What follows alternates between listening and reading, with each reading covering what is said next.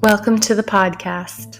This is a space where we tap into our truth, our essence, where we go to the depths within to seek our wounding and find a way to transmute it. These conversations will not only set ourselves up for amazing changes within our lives, but will also allow us to hold space for those around us. I believe that through these conversations, we will start to heal the feminine and tap into our divine essence. And then we will be able to hold space for the divine masculine, calling them up to a greater version of themselves. Let's dive in. Hello, beautiful souls. As always, I'm very excited to come to you today and talk to you about our humanness. Today, I'd love to have a conversation about how we can reframe the value in just being. For such a long time, and even still something that I work on today, I found it challenging to just be. To just be as I am, to regulate my nervous system in that being, to quote unquote do nothing. And sometimes that literally looks like not doing anything, like laying on the couch. And sometimes doing nothing, if I'm getting really honest, is actually me doing something that I've called nothing. And that's what I want to dive into today and really look at how we can reframe our expectations, how we can reframe our explanations, how we can reframe even the meaning that we have been putting on to things maybe for our whole life. So maybe you're like me, and when you were growing up, it was all about how well you did. My parents were very big into us achieving things, to doing very well in any sports that we entered, so like not just like making the team, but like if there was like a first line and a second line, or a first string and a second string, like making sure we got to the first string, making sure that we did really well, even when we were practicing, that we were engaged, like that there was maximum effort. And if there was anything in terms of that was results oriented, like tests or marks or competition, really looking to excel.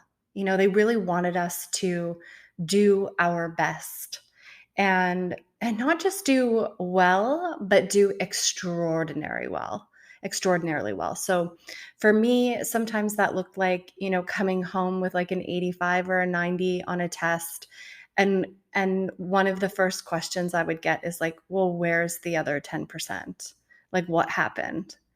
And so throughout my childhood, I really learned how to like strive and push and do, and that was one of the ways that I was able to be loved, seen, and heard.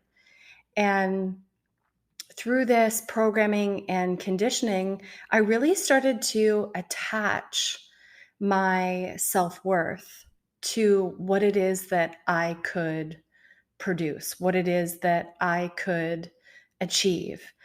Now today, I'm 39. I have many more life experiences. Having studied human design and looking at my own human design, I understand that a lot of this for me was probably also influenced by the fact that I have an undefined ego center. And so, any kind of like competition, for those of us that have an undefined ego center, can feel like it's attacking our self-worth. So it's not that, and in anything that I share, it's never about like my parents, right? We all have our own experiences. For me, it's never about, who they were as people. They're amazing people. It's just context. It's just something that I've had to work through. It's something that I've understood about myself. So that for me really created these moments of like wanting to be productive, really attaching something that I did and what I was producing to doing something. And then later in my life, it was like doing something came with validation, doing something came with achievement, doing something came with making more money. And so then the flip side of that was when I wasn't doing something, or when I started to make things that didn't come with validation, that didn't come with acceptance, that didn't come with love, that didn't come with money, to mean or label them as doing nothing. And this was really challenging as I started to step into my own personal development journey, because the process of healing can be a long one. It can be very nuanced. It's not all happening at once. It's not this magic moment where everything is transformed. It really can be not a drawn out process, but it's not you're not moving quickly. You're not necessarily feeling achievements all the time, or hitting the status satisfaction, or getting a lot of validation. And even in the work itself, when it comes to self-development, to my own healing, that has really required, for me, it has required a lot of spaciousness. It's required a lot of time. It's required a lot of openness, a willingness to listen, to connect with my body, to journal, to sit in silence. It has required a lot of doing nothing, or what I would have called in the past doing nothing. And even my human sometimes struggles now with calling that doing nothing. But in my experience, doing that work has been the most transformative and moved me faster than any other trying activity. Because when I work on myself, all these things get rewired within. And then the way that I bring myself into the world changes my interaction with every single person that I meet. Those that I'm already in deep relationship with, those that I'm building relationship with, those that I'm just meeting. I bring a different me out into the world. And what is reflected back to me through my relationships is something else. Everything gets transformed in this process. So for me now, this is the biggest work to be doing. And in this current season of my life, I'm being asked to take even more space, create more time to allow things to come through, to sit and hold the energy and the space for what is trying to be birthed through me. And so this has really required me to re-regulate my nervous system, because for a while it was very hard for me to rest. I had created this attachment between achievement and productivity. And so resting felt like I wasn't doing anything, and therefore I wasn't worthy. So I would literally, like when I was married, my husband at the time was, I only had one husband. My ex-husband was a firefighter, is a firefighter. And so I would, and his kids would come to my house like every other week. So I would literally only rest when his kids weren't at the house and he was on a 24-hour shift. Like I would rest if other people were resting, but just resting by myself while other things were going on around me was very hard for me to regulate in my nervous system. So I would take days off and literally like just lay on the couch and decompress on days where nobody could witness me, basically. Nobody could witness me doing nothing. And then after I left my husband at the end of 2021, and I went through this deep healing process, I was staying with a friend at the time, and it was even uncomfortable for me not to be doing anything there. There was no expectation of, me needing to show up differently or contribute differently or any of those things. These were all a creation within me, within my nervous system, and not being able to regulate how it is that I was feeling inside of me. There was all of this commotion and overwhelm and frustration and tension about holding the spaciousness, holding the unknown, holding this new way of being. Luckily for me, the friend that I was staying with is a beautiful projector, a 2/4 projector. So she likes, she likes lots of downtime. She's very good at being in her own energy. She's very good at taking space for herself. So there was a beautiful modeling and co-regulation that sort of happened for me through that process, which I'm forever grateful for. But even still, it was challenging for me to get into that space. And now, currently, I just moved in to the condo that I purchased.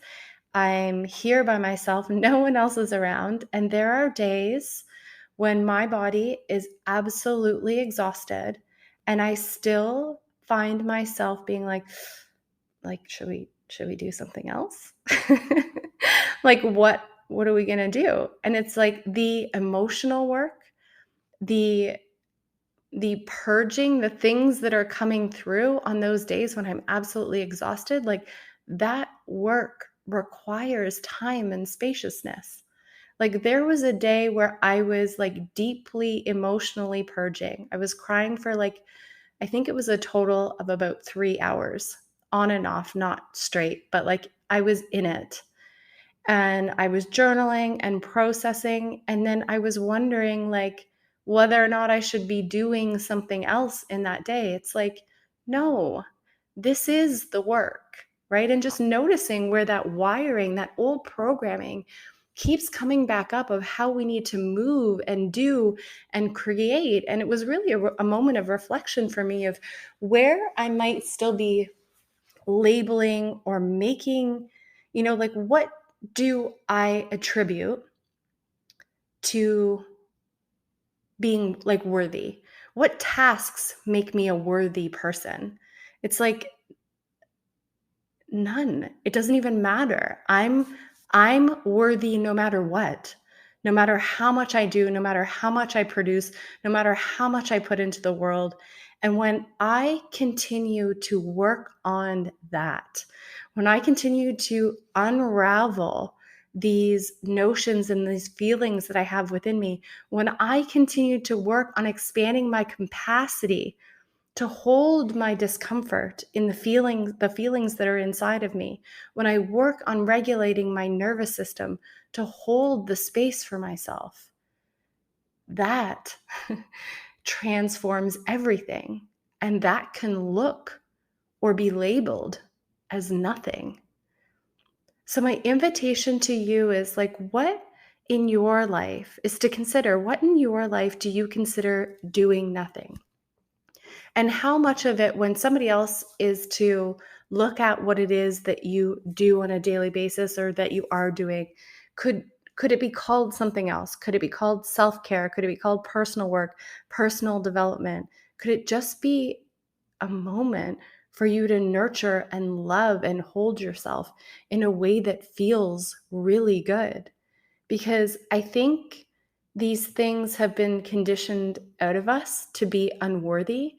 And yet, for me, in my own experience, in my own life, these have become the most worthy, valuable practices. In those moments where it looks like nothing is happening, everything is created. This episode is brought to you by Honey Pot Rentals. We recently used Honey Pot Rentals for all of our decor in our sisterhood dinner, and it was absolutely gorgeous. The styling, the mood boards, the planning was such a seamless process. I absolutely loved it, and we will be using them again.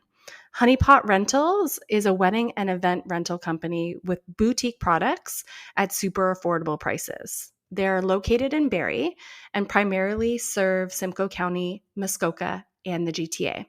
To cruise through their rental collection, visit their website at honeypotrentals.ca or follow them on Instagram at honeypot.rentals.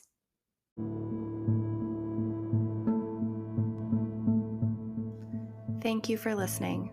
It is my absolute honor pleasure to hold these conversations, to have a space for these transmissions to come through. It is my belief that through these conversations, we start to heal ourselves and send ripples out into the world. I know you are ready for this. I know the world is ready for this. If you are already thinking of someone else who needs to hear this podcast, I would be absolutely honored for you to share it. And if we're not already friends on Instagram, please come find me at Exponential Alchemy. I will see you soon.